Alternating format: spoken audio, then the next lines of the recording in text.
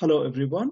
Today we'll talk about GC troubleshooting tips and tricks from inlet through detection. My name is Ramkumar Dhandapani. I'm the Global Product Manager here at Phenomenex. I've been with Phenomenex for over 8 years and with chromatography for over 18 years. Uh, if you have any questions related to the material discussed in today's webinar, or if you have any questions related to the products or need help with applications, feel free to visit us through phenomenex.com/chat now. So before we go into actual troubleshooting, let's learn about troubleshooting processes. Right. So there are multiple ways to do troubleshooting. The first approach is shotgun approach. So meaning change everything when a problem occurs and hope for the best that the problem gets solved. This might seem like a really good idea, but if you look at the time invested in this as well as the cost of repair, it is really high. So it's not an efficient way to do troubleshooting. The next approach is educated guess. So where you would look at the past and see what has changed from the past to now. So you actually narrow down the troubleshooting issues to a fewer number of issues. So this is again a prudent approach, but there is also a way more effective way to do troubleshooting of your GC.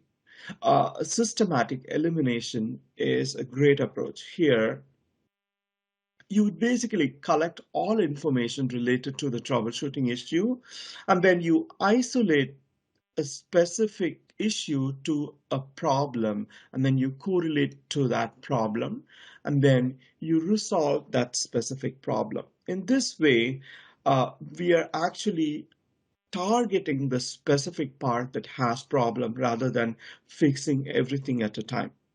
And also, as a last part, you would come up with countermeasures to prevent it from happening in future. Now let's look at troubleshooting goals. The key goal in your troubleshooting should be to understand the problem. That way, you can specifically identify the problem, understand it, and then prevent it from happening in future. So basically, understand the problem, then solve the problem for that specific part, and then come up with preventive measures like a preventive maintenance of instrument and also a regular checklist for maintenance and all those aspects. So this way, your troubleshooting will be very efficient and prudent. Now, let's look at where problems can happen in your gas chromatographic system. Problems can happen anywhere, especially starting from sample pretreatment or sample preparation till the end where you collect data. Let's look at a couple of places where this is commonly happening. Troubleshooting can happen in your sample pretreatment when you have really dirty sample. Many times the matrix can actually interfere with the analyte. It can also reduce the signal levels based on the type of impurities in your sample matrix. Also, the pre-concentration, the way someone pre-concentrates the sample could actually create variation in your sample results. Then when you look at gas chromatography, carrier gas is like the blood flowing through your body. It's very similar to this because you need continuous flow of carrier gas throughout the analysis, and then there can be a lot of problem that can happen with a carrier gas. If you have impure cylinder or if there are leaks in the line of gas chromatographic instrument, then that can actually lead to lower lifetime of your instrument as well as your column. Hence, special type of gas management systems like gas traps and gas filters need to be used. And also, these have to be periodically changed. When you look at the GC instrument itself, the instrument can be broadly divided into three specific parts: the inlet, column oven, and the detector. 90% of the time, GC problems happen in the inlet. We'll discuss in future slides on what are the problems that could happen. And the next part is basically the column oven and column. Column actually can give a lot of problem like polyimide failure, improper installation of the column and other stuff, while your temperature program, maintaining the temperature program of the oven is very important to minimize problems in the GC oven. Last but not least is the detection system as well as data collecting. Both these can also have some problems, especially when you look at a peak. If it is not a sharp peak, many times your sample injection and the way it's separated is good, but if you do not have the right number of data points collected, then you would see a blunt peak. So the problems can happen anywhere. Now let's look at specific parts and what are the main problems that would occur in these specific parts in your gas chromatographic system. The first topic we will discuss is carrier gas and potential problems related to carrier gas. So now let's look at problems related to carrier gas, right? So unstable baseline, this is commonly seen when you have poor quality of carrier gas. It could also be due to moisture and oxygen content in the carrier gas as well as in your detector gases. Right. So the next one is tailing peaks. And also this can be due to depletion of deactivation, both in your inlet liner as well as in your column. You could also see phase bleed in your column, which is represented as high baseline. Again, going back to the high baseline, raised baseline, it's commonly due to bleed in your column. And also many times when people go for really low level of detection, poor sensitivity is a big issue. This is mainly because of detector not getting stabilized, or you have noise in the baseline from either a contamination in the inlet or due to other aspects. Column degradation can also provide higher noise levels, so your signal to noise is not uniform and you get poor sensitivity. Poor column lifetime is a common complaint. This is mainly because of column bleed, and then column bleed is always enhanced by oxygen levels in your carrier gas. So if you have more than 2 ppm level of oxygen, that's enough to actually kill a GC column at higher temperature. And many times you would also hear this complaint about unlit flame in a GCFID. This is probably because of moisture content in your detector gas itself. Now let's look at this chromatogram and see what could be better with this. Right, so if I look at this chromatogram, the baseline is not that good. You see a lot of noise in the baseline. So the unsteady baseline is probably because of the detector not getting stabilized. And you also see a tailing peak, specifically out of 3 peaks, 3 to 4 peaks here, one of the peak is tailing. This is probably a chemistry related issue. The analytes I took here, 3 of them are non-polar and volatile impurities, while the fourth one that I see peak tailing, it is an active analyte that has uh, a basic functional group in it. So probably in either the column or in the inlet, there are active spots that's actually causing this peak tailing. In addition to that, if you look at it towards the end of this chromatogram, there is a high raise in baseline. This is basically an indication of column spitting out the stationary phase. So high column bleed that we also confirm with specific M by Z's on a mass spec. So what are the reasons for these high baseline rates, right? So all those, the symptoms that we mentioned in the previous slide are all due to carrier gas. Now let's look at the cost of repair for these type of problems. So if you have to replace a column that's already started to bleed, Most times bleed is irreversible. Sometimes you could actually cut and trim the column and then bake it out, and then the bleed would subside. But if you already initiated a bleed, it might be irreversible. Usually a column costs from $400 to $800 depending on the length of the column and also the type of phase in there. So basically you would have to replace the column. A new column installation takes an hour, not just for connecting the column, for the instrument to stabilize. So if you add a $50 per hour as a cost, that adds up to the cost. And then MS instrument many times needs special maintenance, or for change of column, you would have to vent the instrument, then connect the column, re-establish vacuum, and then tune the instrument.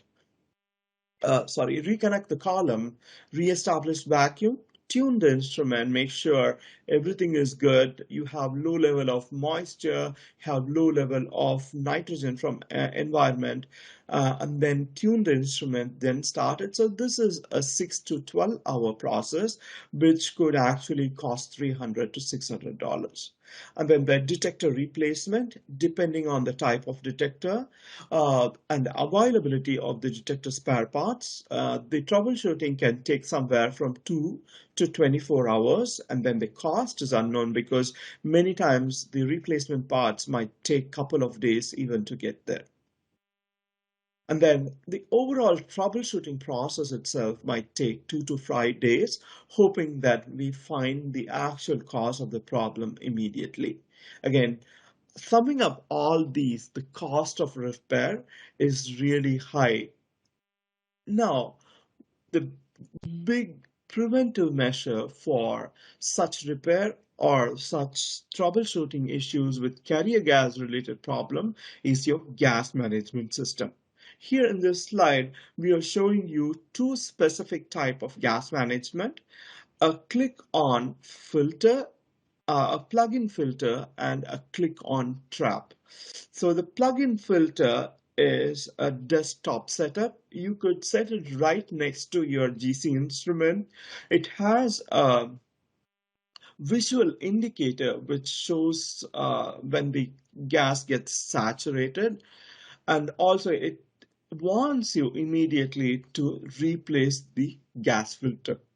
On the right side, you see the click on trap. This is a single time installation that requires a wrench, and thereafter it is a finger tight setup. It is a high capacity gas trap that can actually serve as a centralized protection for multiple GC instruments. So make sure to install these in your lab so that you can prevent expensive repairs like your column dying as well as your detector getting poor lifetime. Now here is a floor plan of a GC lab. As you can see, there are multiple instruments represented by green boxes here. And then the gas traps are usually close to the gas cylinder line, while the gas filters are kept close to the GC instrument itself. So the reason we have so many of these gas traps and gas filters is because there is source of leakage at many places. Wherever you have a connection between the tubing and the cylinder, there is a chance for air to enter inside. Air has mostly nitrogen, however, it also has oxygen, which can actually kill your column. In addition to air, uh, moisture content is also really dangerous to your column, both in terms of lifetime as well as in terms of having a steady flame in your FID detector. That's the reason you have to install a moisture trap to your detector gases.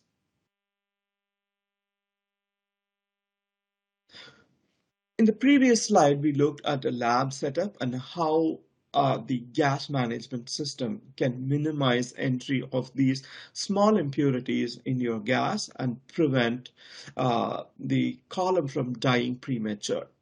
On this slide, let's look at what are the key recommendations in terms of carrier gas. Your carrier gas should be high pure.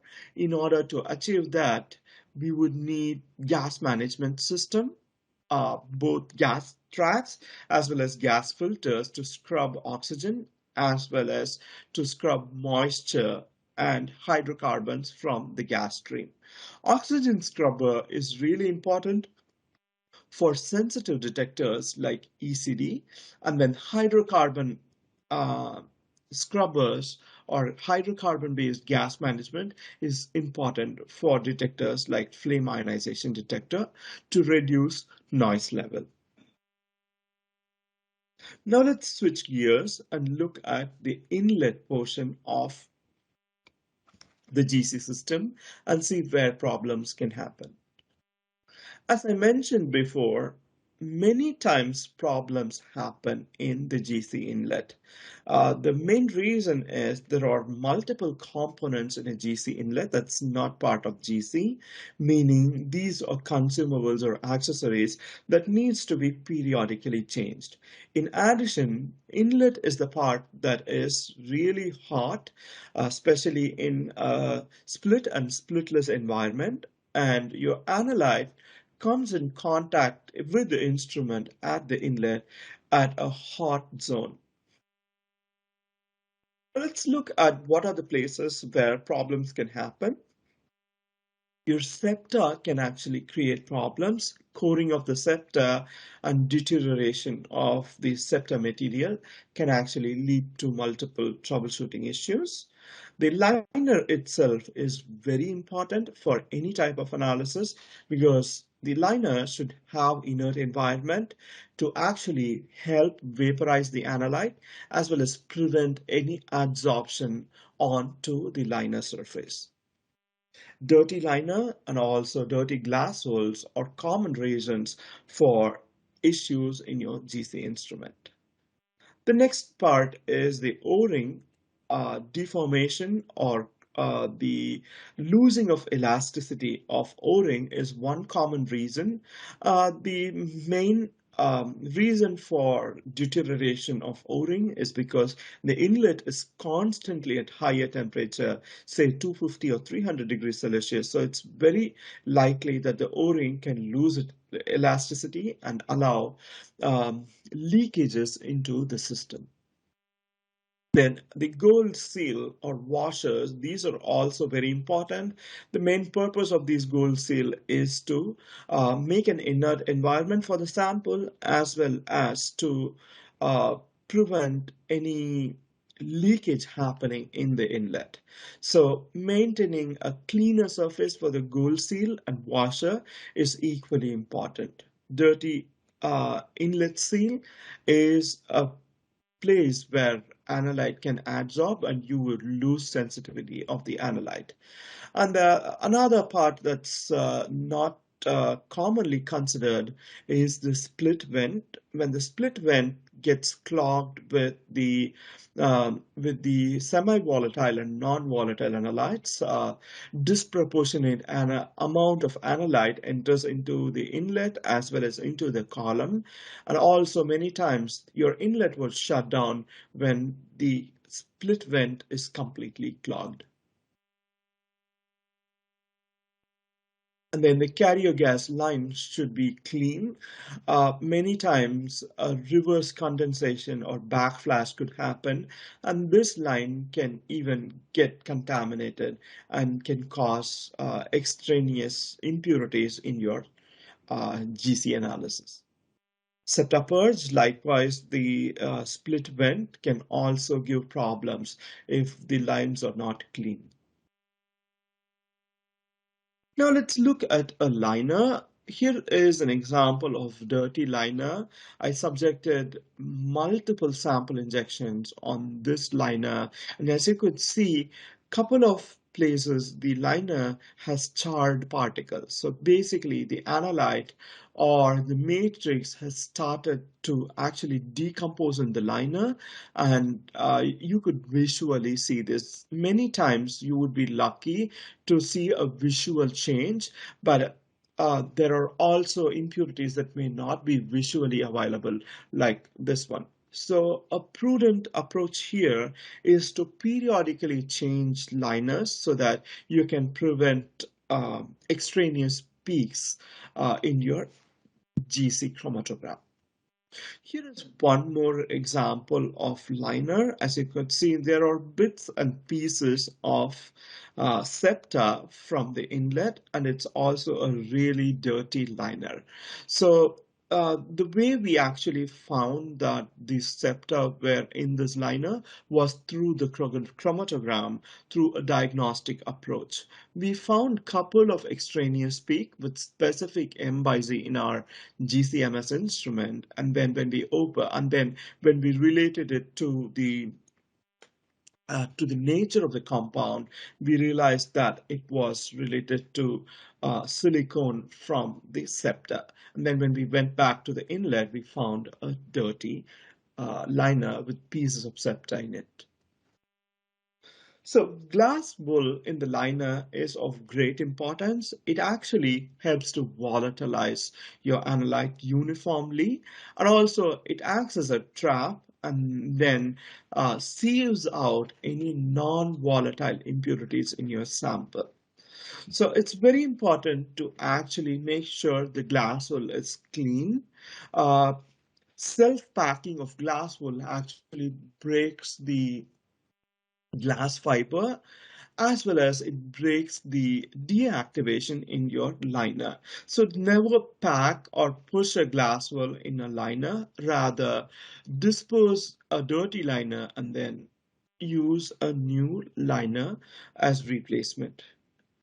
Also, many times when you develop a method, look at the analyte of interest and try both a liner with glass wool and without glass wool.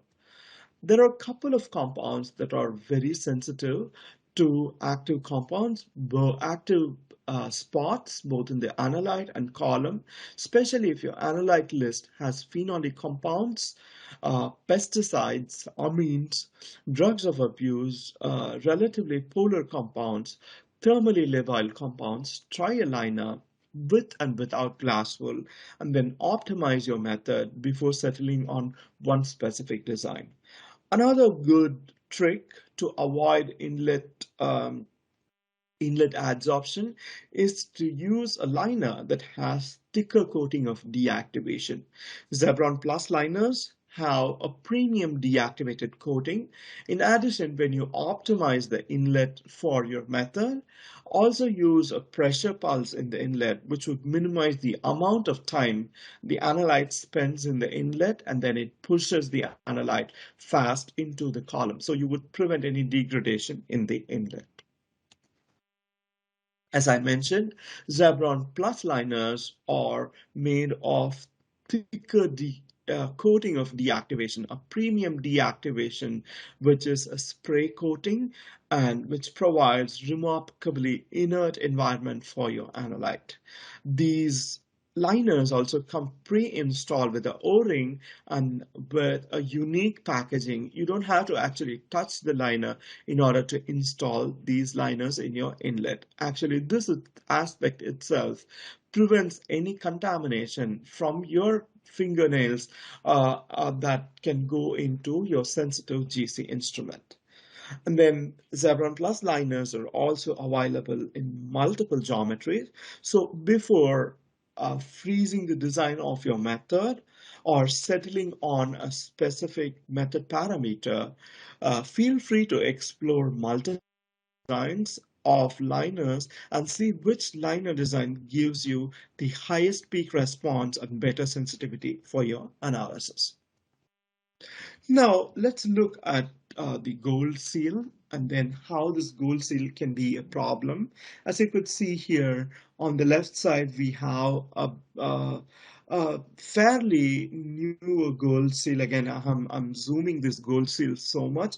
As you could see here, I have injected a couple of samples, but still this is quite good. But on the right side, you could see that the gold seal adsorption of analyte has taken place, and then the coating on the gold seal has gone. So it's very important to actually periodically look at these inlet components and change it to a newer consumable quite often to prevent troubleshooting issues with the inlet. Another part that is quite often overlooked is the O-ring. Many times we change the liner, however, we think that the O-ring is still good and we reuse them. So you can see here on the right side, we have a brand new O-ring which has a tight seal and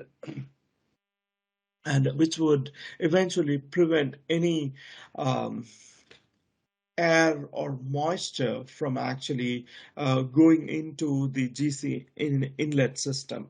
While if you look at the right side, you could see a bulged O-ring. This is because it has been exposed to longer time to higher temperature and then it has started to lose its elasticity.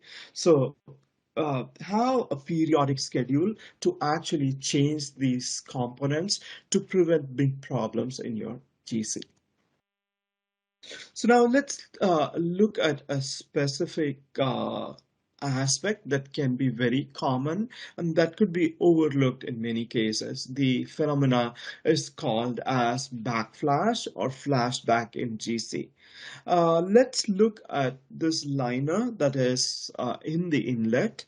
It is basically a cylinder, and if you look at the approximate volume of this liner, it's around 900 microliters.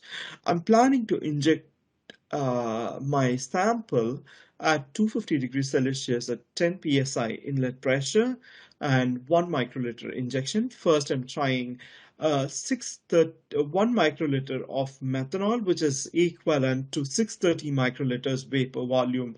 When you inject the sample, basically the sample expands to 630 microliter if your sample is in methanol. Then I'm considering ethyl acetate instead, and if you can see here 1 microliter ethyl acetate expands to 261 microliters of vapor volume, while another solvent I'm considering for my method is water. When I inject water, what happens is the 1 microliter expands to 1470 microliters. As you could see, the liner volume is just 900 microliters. With 1470 microliter, the vapors have no place to escape but the vent. So the carrier gas uh, line, the split vent, purge vent, all these places gets contaminated with this the expanded water and sample. And then when you inject the next injection and following injection, these would come out as impurity in your chromatographic profile. And this phenomena is called as flashback effect. The key to prevent flashback is to choose the right solvent, and based on the solvent you could also choose the right injection volume and your liner design. For example, if I have to consider water as my matrix or diluting solvent, then I would go for a smaller injection volume instead of a 1 microliter injection. I would go for a 0.2 or a 0.5 microliter max injection volume. I could also go for a liner design that has a larger ID, so you get a higher volume in the liner. So far, we spoke about inlet-related problem. Now let's switch gears and look at the column and see where problems can happen. So here is a GC column. There could be multiple problems related to a GC column that can happen. The main problems can be polyimide failure, hot and cold spots by the way we install the column and the way the column touches the surface of your oven, high bleed levels, bad installation, dirty column itself, and then solemn mismatch. All these can give a lot of problem in your chromatographic method. Here are two specific problems related to your GC column breaking or your GC column giving bad peak shape. The first one is the polyimide failure. As you could see, the column is really brittle here. And then as you touch, the column breaks into multiple parts. So the main reason for this happening is overheating of the column. So when you look at a GC column box, there are specific temperature limits mentioned in those box. There is an upper temperature limit, specifically two specific upper temperature limit, one for isothermal and other one for temperature program. Always respect those limits and go at least 10 degrees lower than the limits mentioned in the column box to prevent premature um, killing of your column. Also, when you go to higher temperature, basically you're stripping off the polyimide, which actually prevents the glass from exposure to environment. Once the polyimide rips off, then the glass can easily break just by touching it. So have that temperature limit in mind and respect that temperature and go at least 10 degrees lower than the max temperature to get extended lifetime. On the right side, you could see column being trimmed poorly. I'll show you a couple of more examples of bad trimming of column. As you could see, just for this exercise, I used multiple devices to actually trim the column. I even tried breaking the column with my hand, and then I zoomed and took some pictures of these. As you could see, improper cutting of the column can actually give exposed surface of solenols, and that would eventually result in peak tailing. In addition to the chemistry aspect, physically, if you look at it, when the sample is injected onto this column, it would not go into the column uniformly throughout, while some portion would stick to the improper cutting, while the other portion of the sample would go inside the column. So this would actually cause peak tailing, peak fronting, peak adsorption, and all type of issues. So when you have to install a column, uh, use your due diligence to actually look at how you have cut the column. I would recommend using a ceramic trimmer, do a square cut and tap in the opposite direction to get a clean square cut, and then use a magnifying glass or take pictures using your phone, zoom it out and see how the if the cut is perfect and square, and then install your column. Right. Another aspect about column is that the columns can sometimes be batch tested depending on the vendor that you buy these from. So always go for a vendor that is reliable, that does QC testing of each column, so that when you get the column, you can be confident that the column is going to work as it worked during the QC. Batch testing is basically taking one out of X number of columns and then testing it, and then eventually the probability of couple of columns getting a bad efficiency or peak tailing is highly likely. Also, when you get the column, run test mixes as specified in that column CFA and look for efficiency, selectivity, K factor, retention factor, and resolution of critical pairs. Always match the polarity of your column with the solvent, because solvent mismatch can cause peak fronting as well as split peaks in your analysis.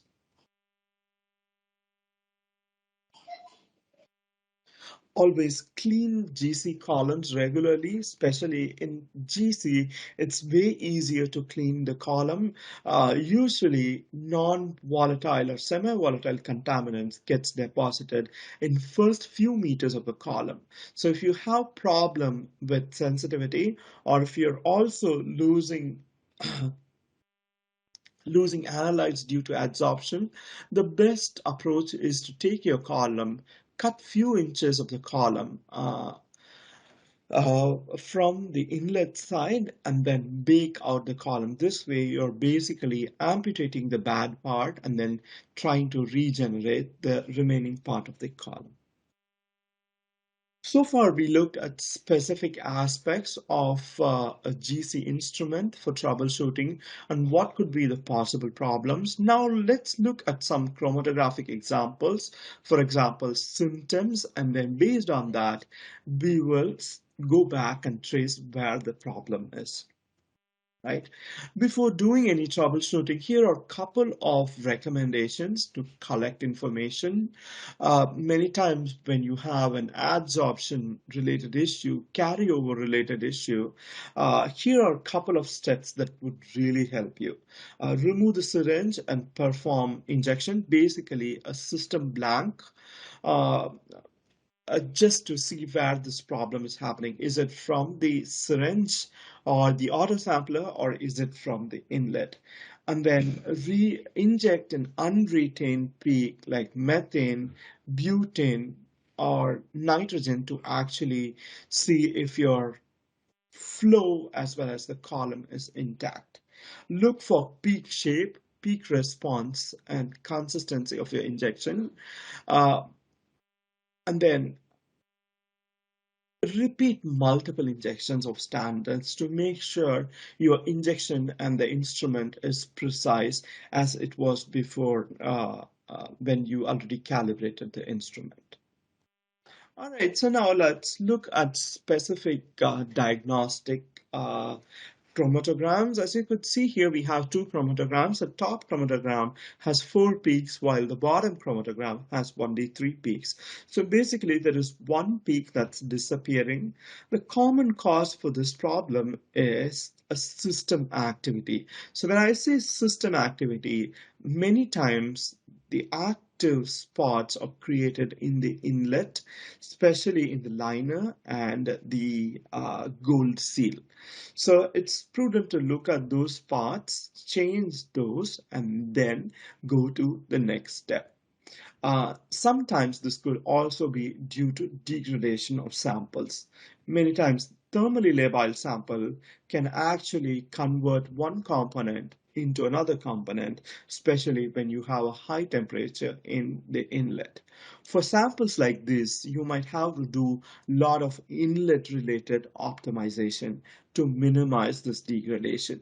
And then sometimes the analyte might be at a really low detection limit, and your baseline noise, when it raises, the peak actually disappears. So in that case, try to inject a higher concentration of the analyte and see if you're getting back the lost peak.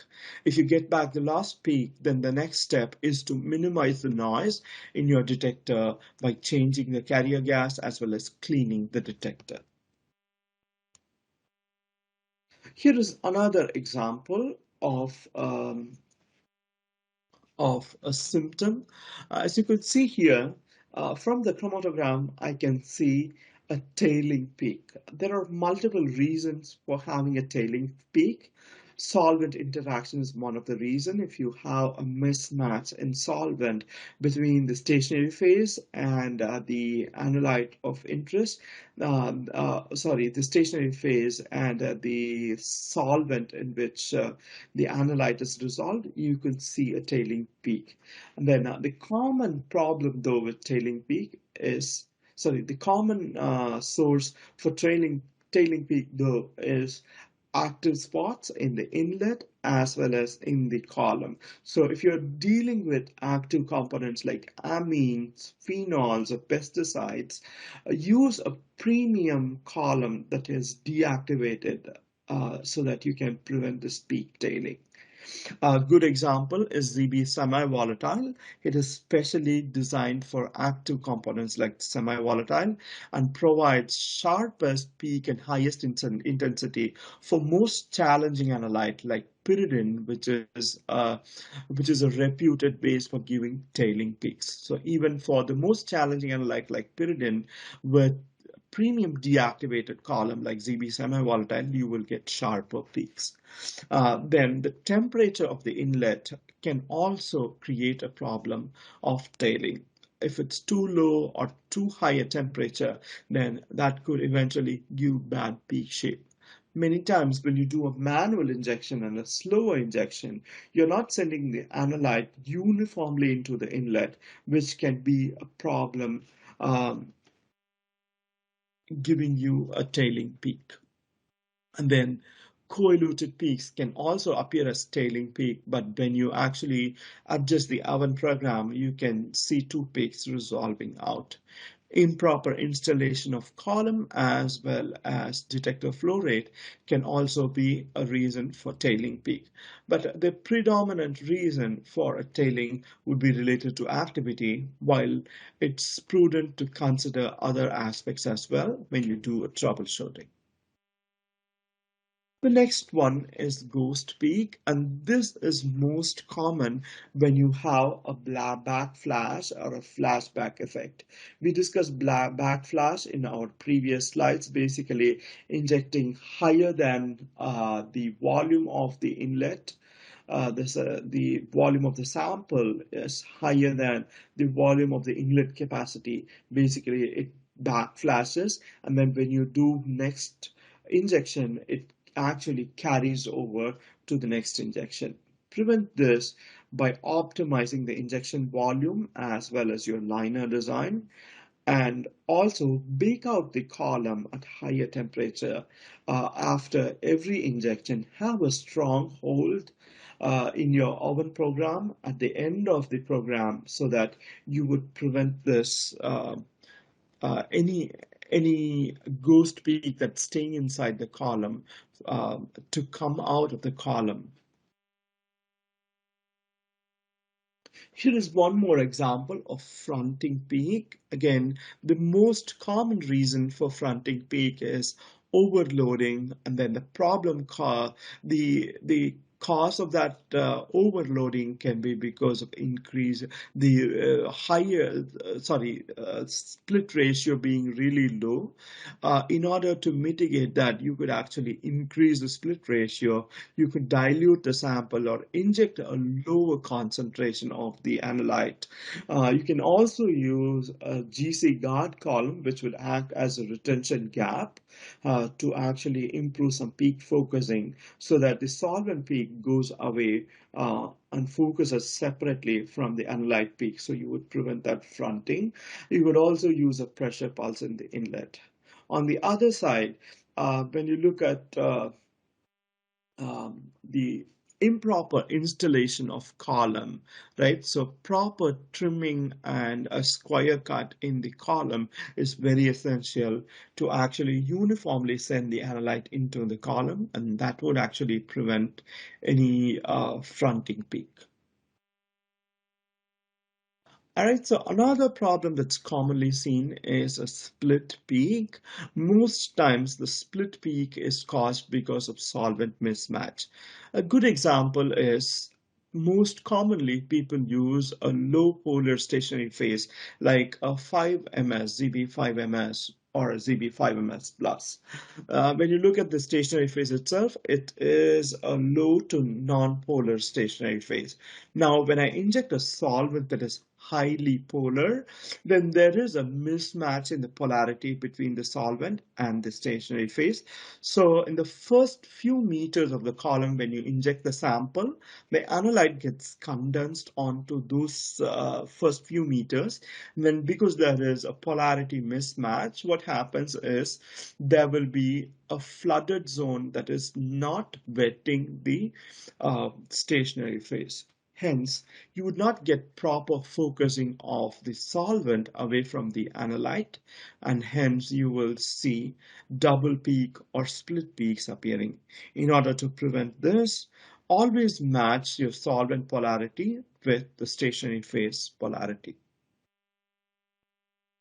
Now let's quickly look at a couple of case studies and then apply these troubleshooting aspects in real environment. Again, these are real examples we have gone through when we did our analysis, and great examples. So here is a chromatogram of dioxin separation using ZB dioxin versus commercially available traditional column. As you could see, we were actually missing a couple of peaks, especially the octadioxins and the hexadioxins. Some of the peaks actually disappeared. And when you look at the last part of the chromatograms, the octas and hexas, those are the higher boiling dioxins. As you could see here, uh, from the chromatogram, there are a couple of things. The first one is the runtime. As you can see in one of this, the runtime is around 34 minutes. You're able to see all the hexas eluting out, while with traditional phase commercially available in market, from brand A, the runtime is around 53 minutes, and then there is poor resolution as well. In addition to that, we also were looking at the octas, and then within a 60-minute runtime, we were not even able to see those peaks on a commercially available column. So this basically is because of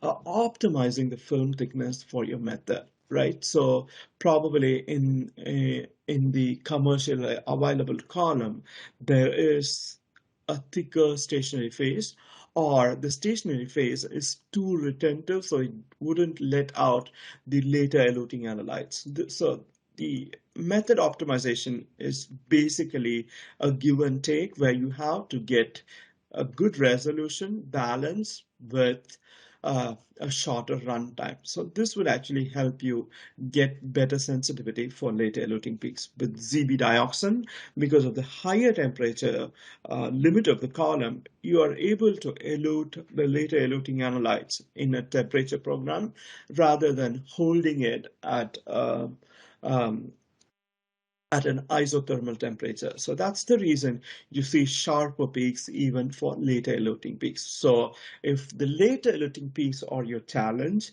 then choose a column that has higher temperature limit in that class. So you could optimize your oven program such that the analytes will elute in a temperature program rather than in an isothermal condition. Here is another case study where we are showing 50 plus 1 PAH getting separated on ZBPAH EU GC column. As you could see here, the key is separating out all the analytes. So we have the critical 15. Along with that, we also have the EPA 16 PAH isomers, altogether 24 PAH isomers, all in single injection. Uh, the key is critical path resolution, along with that getting good sensitivity for all the peaks. As you could see here, the inlet temperature is maintained at 330 degrees Celsius. This is a huge bonus or benefit for people who are analyzing PAH. Traditional columns can go only to lower temperature, while ZBPAH CT and ZBPAH EU can go to higher temperature. So you can utilize that to prevent inlet discrimination, and also to make sure the high boiling analytes get completely vaporized and you get higher sensitivity for later eluting analytes.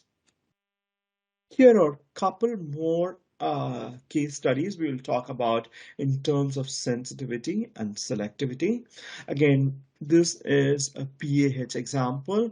Basically, we are showing here the option for you to expedite your analysis, speeding up from a 40 minutes runtime to a 50 minutes runtime to a 40 minutes runtime, and then if necessary, you could also go really short by optimizing the dimension. Again, those are the method development aspect, but just as a plugin, I'm taking a similar dimension, a 30 meter for a 30 meter, and then comparing different selectivity, right? So many times we talk about resolving critical pairs, and we focus on adjusting the oven program, adjusting the flow rate, and all those.